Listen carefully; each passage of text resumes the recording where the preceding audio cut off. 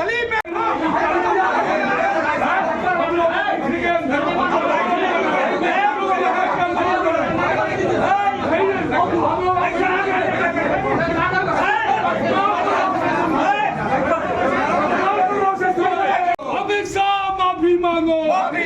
माफी मांगो। राहुल गांधी जिंदाबाद जिंदाबाद जिंदाबाद। प्रियंका गांधी जिंदाबाद जिंदाबाद जिंदाबाद जिंदाबाद जिंदाबाद।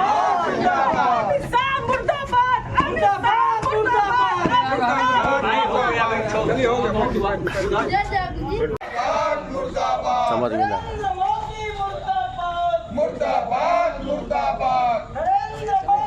ये लोग जीत के सदन में आते हैं, संविधान का कसम खाते हैं। संविधान का कसम खाने के बाद इन्होंने ये 14 वर्षों के अंदर उन्होंने संविधान की एक एक कड़ी को इन्होंने धज्जियां उड़ाई हैं।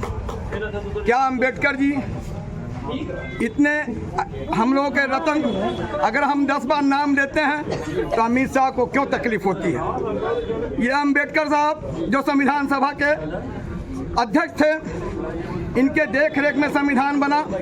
वो संविधान उस हिंदुस्तान में अनेक जातियां, अनेक धर्मों, अनेक भाषाएं, अनेक रंग रूप के लोगों के रहने वाला ये हिंदुस्तान, ये पूरे दुनिया में एक मिसाल है कि वो एक ऐसा हमारा संविधान है जहां सारे लोग आज यहाँ वास करते हैं। ऐसे संविधान को जिस तरह से ये धज्जियां उड़ाई गई, जिस तरह से हमारे राष्ट्रीय अध्यक्ष जी का, हमारे प्रतिपक्ष के नेता राहुल गांधी जी का, या जितने भी कांग्रेस के नेता हैं या विपक्ष के नेता हैं, उनके साथ सदन के अंदर जिस तरह से धक्का मुक्की की गई, ये 70-75 वर्षों में कभी देखने को नहीं मिला।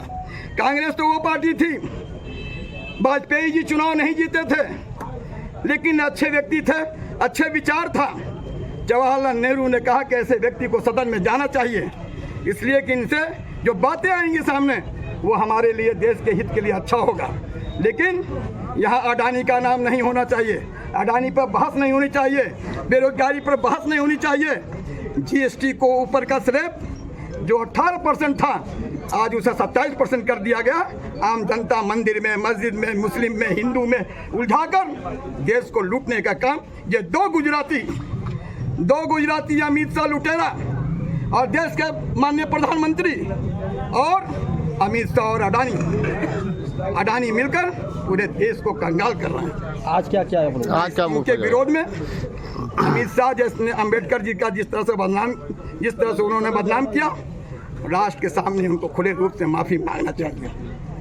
इसी के विरोध में या तो भारत सरकार, राष्ट्रपति महोदया इसको संज्ञान मिले और इन्हें बर्खास्त करें। इन्हीं सब बातों को लेकर हम कांग्रेस जनमोह के लोग इसका विरोध किए। तो क्या पुतला भी फूटा गया? फूकने का पूरा इरादा है, रहेगा, लेकिन प्रशासन की सतर्कता के कारण हम लोग कुछ फूकने में असफल जरूर रहे हैं, लेकिन हमारा कार्यकर्ता, जुझारू कार्यकर्ता इसको लेकर लड़ा है और आगे हम लोग भी अब कूटनीति, रणनीति, किसी भी नीति में जाकर हम इस सरकार की विरोध करेंगे। सदन से लेकर जमीन तक लड़ाई लड़ेंगे।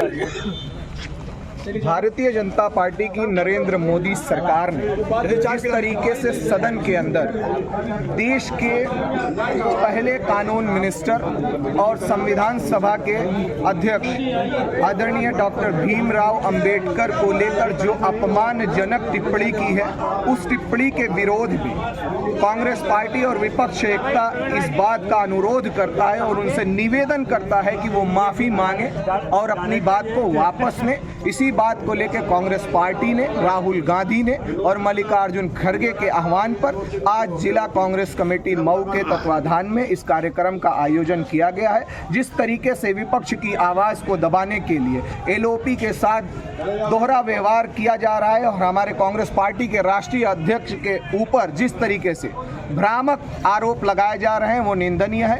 भारतीय जनता पार्टी को इस कूटनीति की राजनीति से बचना चाहिए और देश के विपक्ष को एक साथ लेकर खुले मन से इस देश की प्रगति और उन्नति के लिए काम करना चाहिए। यही कांग्रेस पार्टी और हर देशवासी का उद्देश्य है। आप बाबा साहब की बात कर रहे हैं, लेकिन अमित शाह के पुतला ठोकने के चक्कर में बाबा साहब की तस्वीर को नीचे गिरा दिया गया। ध्यान में ये लोग देखिए, जाहिर सी बात है कि नोक झोंक होगी, इंसान का हाथ है, स्लिप हो गया, हम उसकी क्या कहते हैं कि अपनी तरफ से उसके लिए क्षमा प्रार्थना। देखिए लुटेरा शब्द जो है, देखिए संविधान की तो अवहेलना हो रही है। इन 14 सालों में संविधान की जिस तरीके से धज्जियां उड़ाई गई हैं, मुझको लगता है कि पिछले जो सरकारें रही उन्होंने इस तरीके का कभी कुछ नहीं किया। हालांकि इस देश में अटल बिहारी वाजपेयी जी जैसे देश के बुद्धिजीवी की भी सरकार रही और भी सरकारें रहीं, पक्ष विपक्ष के लोग भी आए गए, लेकिन ऐसा नहीं हुआ। और रहा सवाल अमित शाह के संदर्भ में जिन लोगों ने वो स्टेटमेंट दिया है, तो मुझे लगता है कि उनका कहने का मतलब ये है कि देश के आम जनमानस के साथ जो उनका दोहरा व्यवहार है, जिस तरीके से उसको लेके उन्होंने एक शब्द का इस्तेमाल किया है और उस पर बहुत ज़्यादा बहस करना उचित